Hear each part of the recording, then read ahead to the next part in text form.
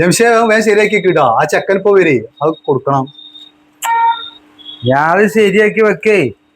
ഞാൻ നോമ്പ് ആകെ കുഴങ്ങിക്കണത്. എനിക്കൊന്ന് റെസ്റ്റ് എടുക്കട്ടെ. മിക്കവാറും ഞാൻ നോമ്പ് മുറിക്കേണ്ടി വരും. പൊന്നാര ജംഷേ, എന്താ പണക്ക് ഇത്ര അടങ്ങേറി? വെയിലും ചൂടൊന്നും കൊള്ളണ്ടല്ലോ. ഈ AC റൂമിലല്ലേ ജീവിക്കണത്? AC DC ഒന്നും ഉണ്ടായിട്ട് കാര്യമില്ല. നോമ്പൊന്നും പഴയമാതിരി നോക്കാൻ കഴിയൂല. അമ്മാതിരി ക്ഷീണാണ്. എനിക്ക് വയ്യ. ഞാൻ നോമ്പേ അടച്ച് അടുത്ത ജംഷേ ആള് വരുന്നുണ്ട്. ഞാൻ ആകെ 2 മണിക്കൂറല്ലേ ഉള്ളൂ. അതൊന്ന് നോറ്റളാ. ജംഷേ ആ മോതിരം ശരിയാടാ. എടാ കുട്ടിന്റെ അവസരം ശരിയാക്കിയോ? ശരിയാക്കിച്ചിണ്ട് ജംഷേ. പിള്ളേട്ടാ നിങ്ങളൊരു മിനിറ്റ് നിൽക്കണേ. ഇവന്റെ ഒന്ന് കൊടുക്കട്ടെ. ഓൻ ഇനിയിപ്പോ വീട്ടിൽ പോയി നോമ്പ് തുറക്കാനൊക്കെ ഉണ്ടാവും.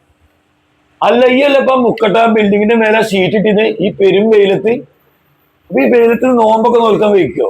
അതുള്ളിയേട്ടാ, റമളാൻ മാസം ആയി കഴിഞ്ഞാലേ ഒരു നീയത്തും വെച്ചിട്ട് ഇറങ്ങാണ്. അവിടെ പിന്നെ വെയിലാണോ മഴയാണോ ഒന്നും നോക്കൂല. അത് നമ്മൾ ആ തുറക്കണ സമയം വരെ നമ്മൾ വർക്കിൽ തന്നെ ഇരിക്കാൻ. എന്നാ പോട്ടോ. ശരി ആയിക്കോട്ടെ. ഇപ്പൊ കണ്ടില്ലേ ആ വെയിലത്ത് പണിയെടുക്കണ ഓർക്ക് ഒരു കുഴപ്പമില്ല. ഈ AC ഉള്ളിൽ ഇരിക്കണ അണക്കാണ് ഇപ്പൊ പ്രശ്നം.